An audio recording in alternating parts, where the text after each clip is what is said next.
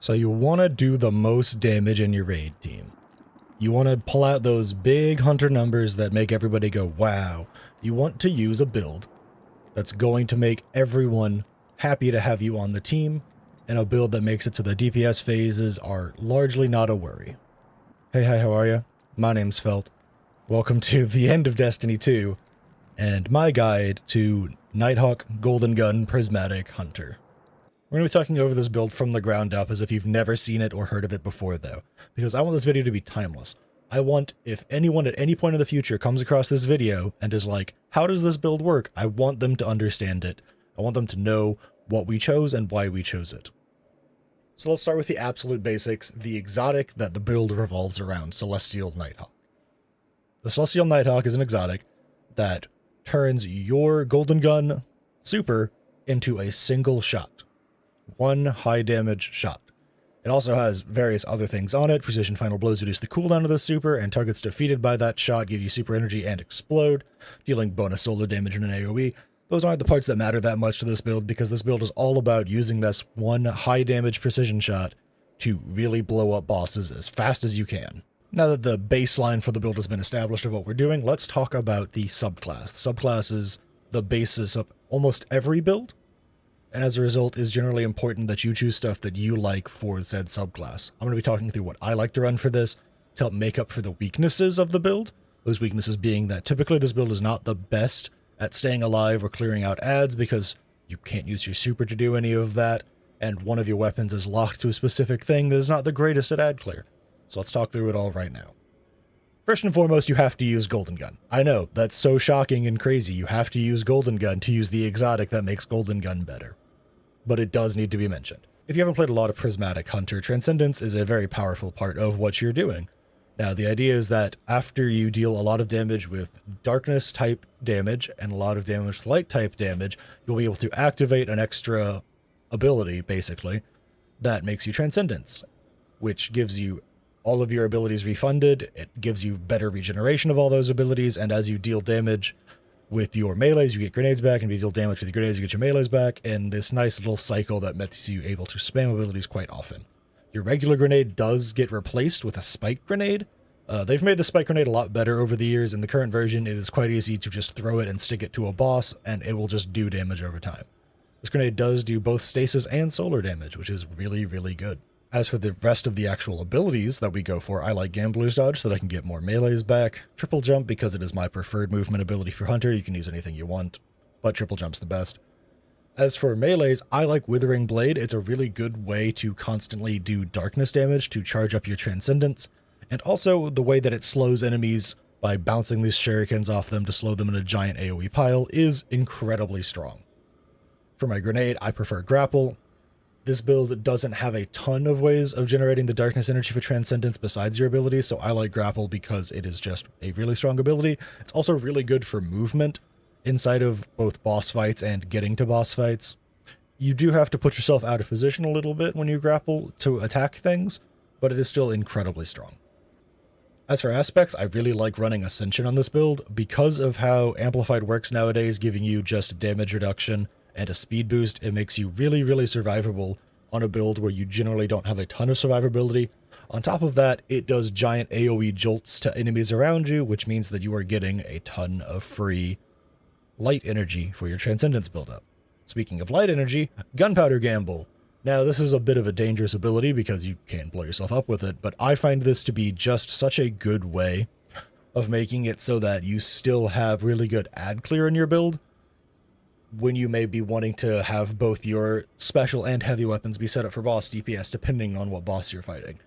This makes it so that after you get an amount of kills, you'll be able to just throw a special solar grenade that you can shoot to explode midair that has lots of seeking solar charges that scorch and ignite enemies. It's really, really powerful and really helps with the ad clear.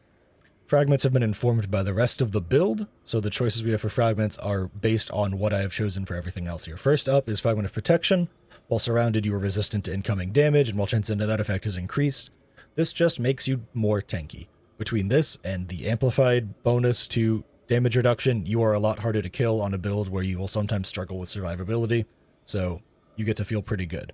This also means that if you pop Transcendence during boss fights because of the bonus weapon damage that it gives you, you will be even tankier and have an easier time just sitting in a boss fight, even if the boss is shooting back at you. Next up is Facet of Dawn, and this is actually incredibly important. I haven't mentioned this yet because it didn't matter until now, but powered melee hits make you radiant, and the reason radiant matters is because Golden Gun actually gets more damage when you are radiant.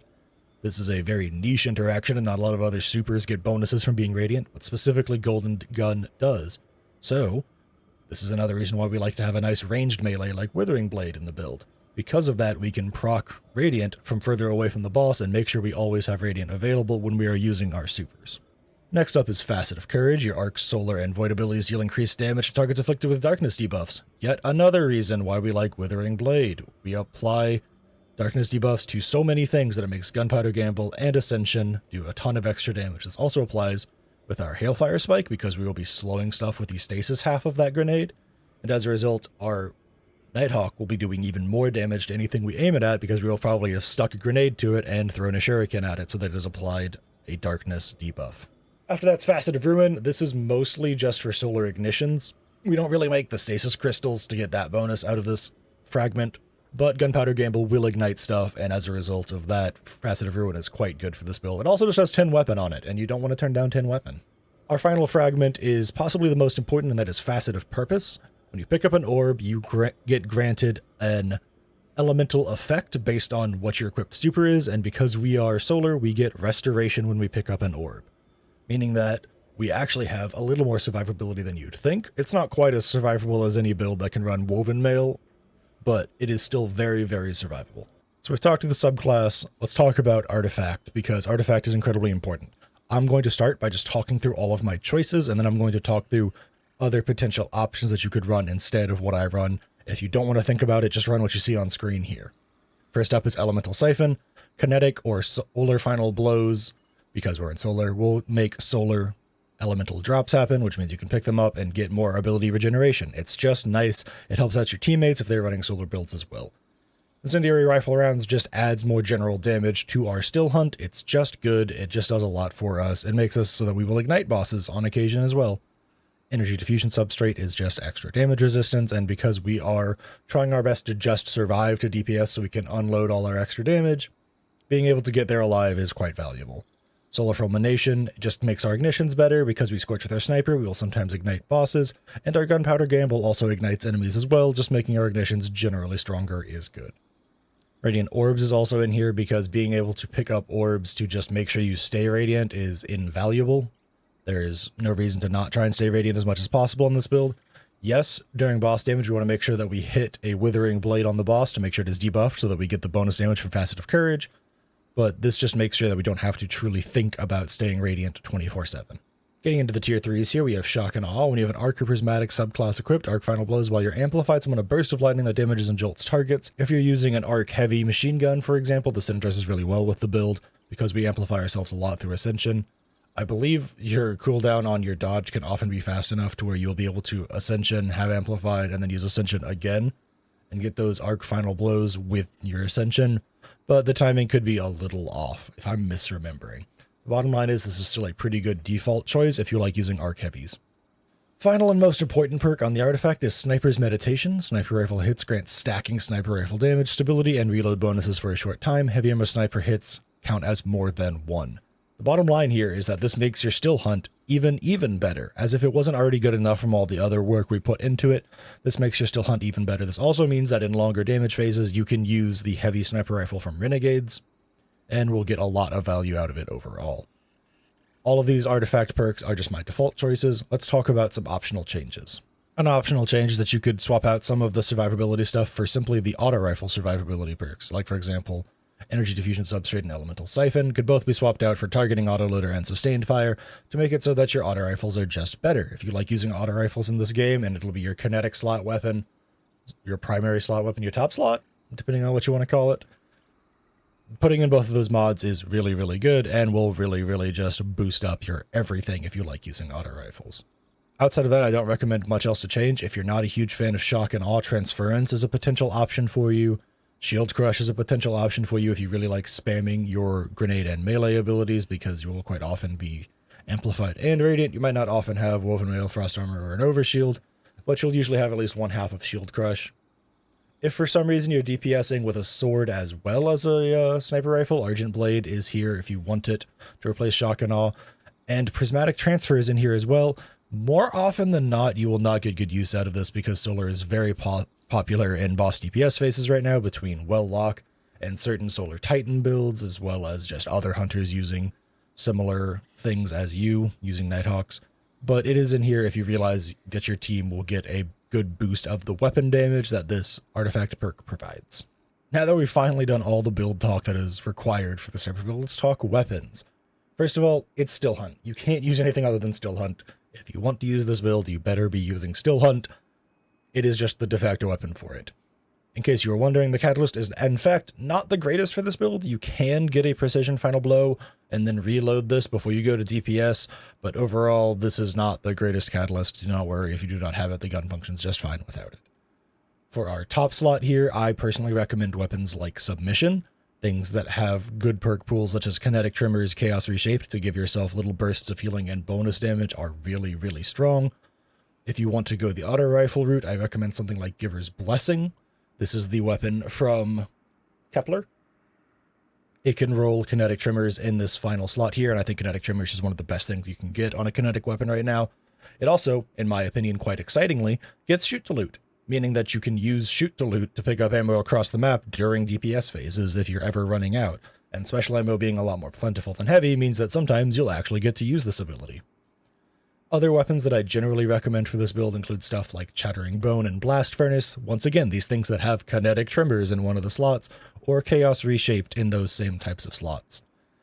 Those perks are just, in my opinion, some of the best things to include. The Chaos Reshaped just helps keep you alive because of the giant bursts of healing it provides, and the bonus damage it provides. And Kinetic Trimmers is just good for helping you take down more medium to large size enemies without having to worry about wasting your special ammo on them. As for heavy weapons, there are lots of choices. If you've never seen this website, by the way, this is Destiny Report. It's a great website for looking up roles of weapons.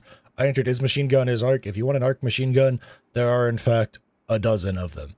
Fine Memorial, Seventh Seraph, Watchful Eye, Terminus Horizon, 20% Delirium, Bitter End, Song of Your Youth, Galactic Principle. There are a just genuine massive amount of Arc heavy machine guns. Almost any and all of them are great. Perks that I personally like looking for include stuff like Reconstruction in the first column, or like Fourth Time's the Charm.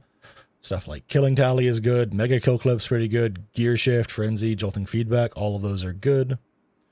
My Song of Your Ute personally has Sword Logic and Reconstruction on it as its two major perks, so that I can get Sword Logic stacks and then just keep using the weapon, having those big chunks of damage on it. But you have lots of options for using a heavy machine gun with this build, as you can see. Now, if you need an extra damage weapon for just being able to continue to damage bosses when you're out of ammo and super and stuff like that, and a machine gun isn't cutting it and your team just needs a little more to push, Refurbished A499, the heavy kinetic sniper rifle from Renegades, is the de facto choice for me. It rolls aggregate charge, giving more weapon damage for each elemental debuff applied to the target. This goes up to 3. You yourself can apply 2 pretty easily because you'll be able to apply Scorch and Slow, the Stasis Slow, pretty easily. If you grapple melee, you'll be able to Unravel as well. So there's lots of different ways for you to apply debuffs. And if anyone on your team is applying a Void debuff, which hopefully they are, if you're in a harder in-game piece of content, you'll usually get 3 stacks of this aggregate charge buff, making this sniper rifle do a lot of damage. There are other perks that you can run in the second column, but aggregate charge is by far and away the best one for you to be running for extra damage in the build.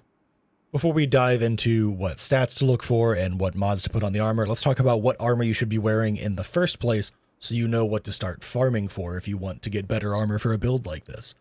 My personal recommendation as the best in slot for this type of build is the TM Custom 4-piece set from Spire of the Watcher.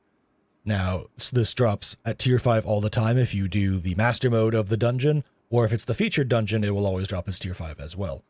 This is a very powerful armor set because of its 4-piece bonus. The 2-piece is not super strong, but it is fine. A tiny bit of heal and a little bit of disorientation never hurt nobody except the enemy. But the 4-piece bonus is incredibly strong. Freshly drawn weapons deal increased precision damage to combatants for a short period. The rest of the text doesn't matter. What matters is that that damage bonus stacks on top of all other damage bonuses in the game. It is unique and nothing else does the exact same thing. So for a precision-based build like this one, this damage boost is something that cannot be found anywhere else, so it is just very, very good. The next dungeon-based set I will recommend is the Coda armor set from the Prophecy dungeon. Same idea as the Spire of the Watcher dungeon, however, there's no master of this, so you have to farm it out when it is the featured dungeon to get good tier 5 rolls. The 2-piece bonus says Final Blows with light weapons grant light polarity, which gives you grenade stat. Final Blows with darker kinetic weapons, the important part, grants you stacks of dark polarity, which grants the melee stat. Because I like to run a heavy that is usually an arc LMG and then a kinetic primary, I can actually use this set bonus very well. I'm actually in the process of reworking this current armor set situation I have going with this armor set, but I just need to farm better pieces. The 4-piece bonus, however, is insanely strong.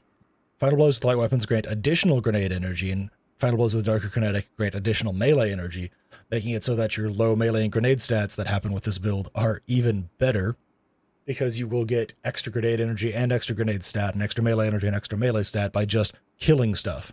But the most important thing is rapid final blows that alternate between light and darkness grant a short period of damage resistance. According to testing that I've seen done around, shout out to the Aegis Relic for doing testing for me. Not literally, I've just followed their content and they've posted about this armor set. It is a 40% damage resistance buff that lasts for 5 seconds when you're swapping between kills, and it can be refreshed by swapping between weapons and continuing to chain kills. Very, very powerful damage resistance buff.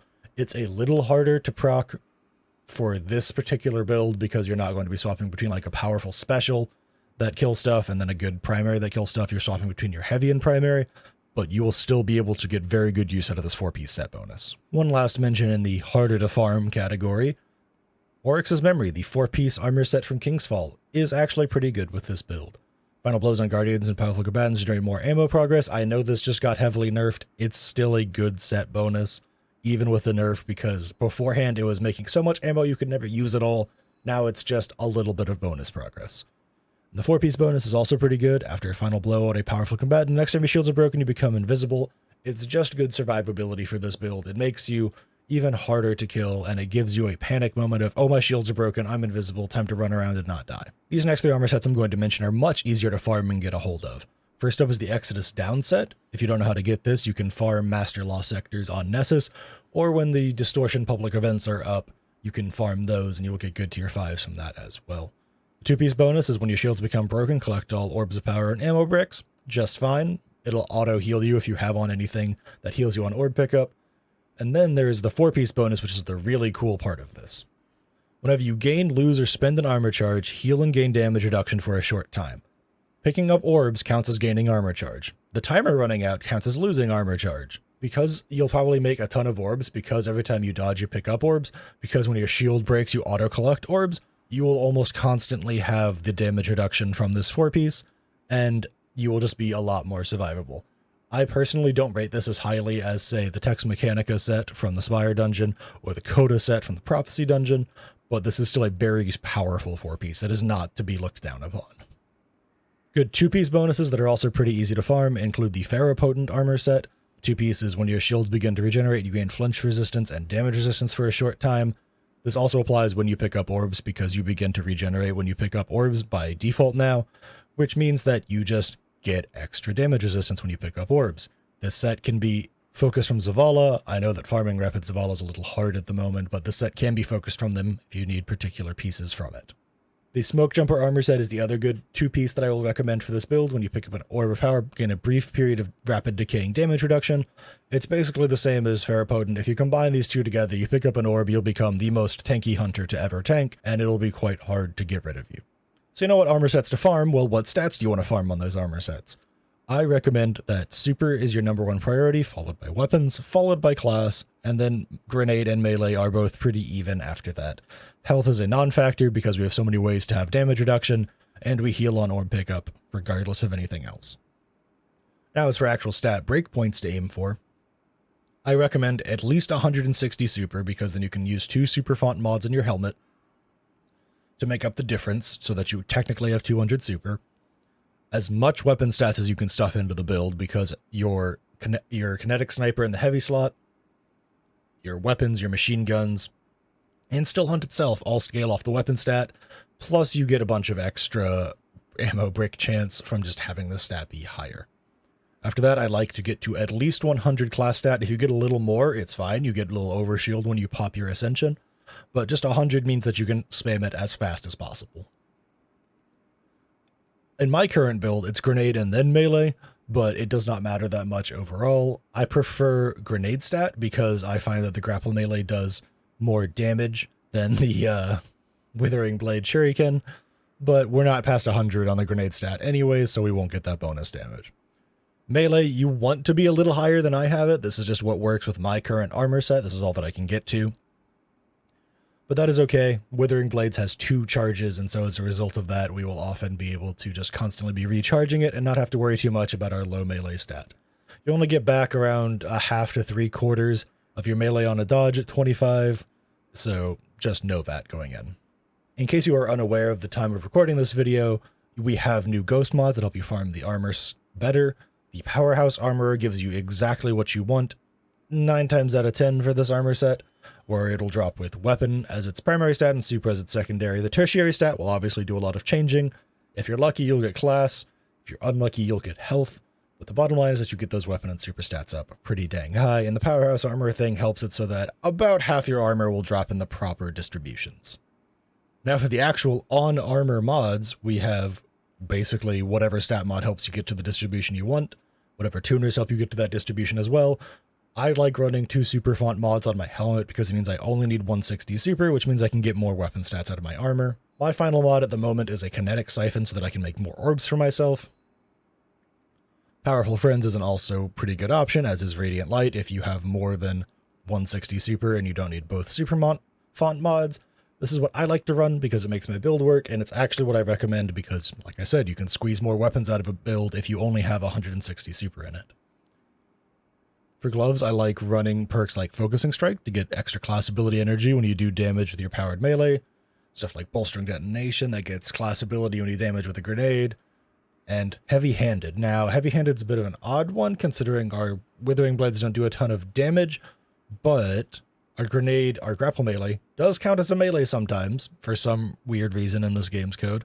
So it will proc with Heavy-Handed, so you will still be making orbs on grapple melee kills. So Heavy-Handed is the best option because it always procs on your grenade and it'll sometimes work with your melee. You can replace this with other stuff. This is just what I prefer to do to get myself as much class ability energy as possible so I can spam Ascension and keep my Amplified up and sometimes make orbs with the grapple melee. For chest pieces, it's just whatever armor mods give you the best chance of survival. I typically just swap these 3 in and out depending on what types of damage the enemy has. Sometimes you want to put on concussive or melee resistance or sniper damage resistance, but I typically don't like to use any of the other mods on it because there's really no purpose, because having extra damage resistance means you do better, and I would rather have extra damage resistance than an extra couple of shots in my sniper rifle most of the time.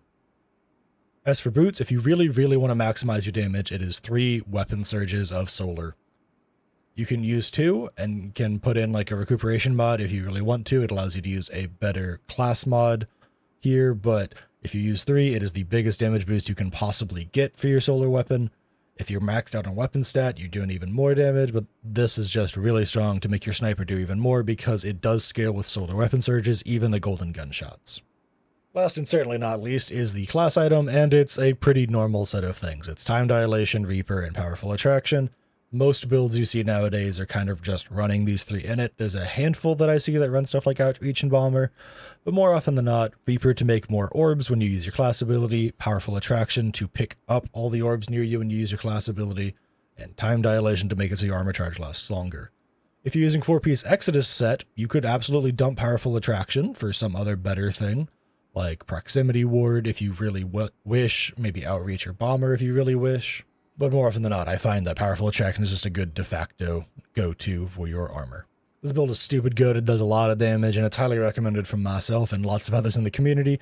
If you want to be that hunter that does all the precision damage to whatever boss, this build is the one for you. I'm going to be including some footage here of what is, in my opinion, a pretty dang good looking DPS phase with this build, and how I would basically try and dump through all of the ammo that I have with just my sniper rifle to do as much damage as possible.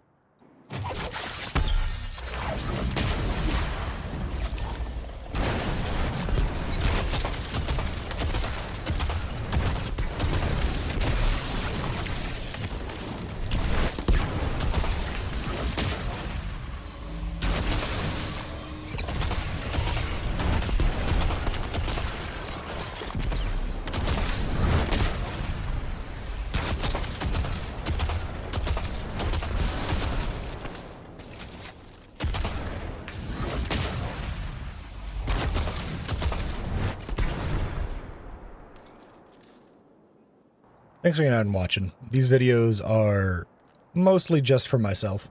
If people learn something from them, that's great. I wanted them to be as informative as possible. But this is going to be the first in a series of videos talking about different builds that I like to run in this game. And it's both kind of my own personal farewell to Destiny and just kind of me wanting to make sure that if anyone wants to play this game, as long as it's still around, they can find cool, fun builds that'll do what they want to do. Thanks for hanging out and watching. If you want to like, comment, and subscribe, that'd be great, but obviously don't expect too much more Destiny content on this channel outside of the builds. I do play a lot of Deadlock, I do play a lot of indie variety games, I play a lot of roguelikes and roguelites, so if you like any of that, feel free to hang around. But if not, thanks for hanging out and watching. You're cool and I appreciate you, and I hope to catch you in the next one.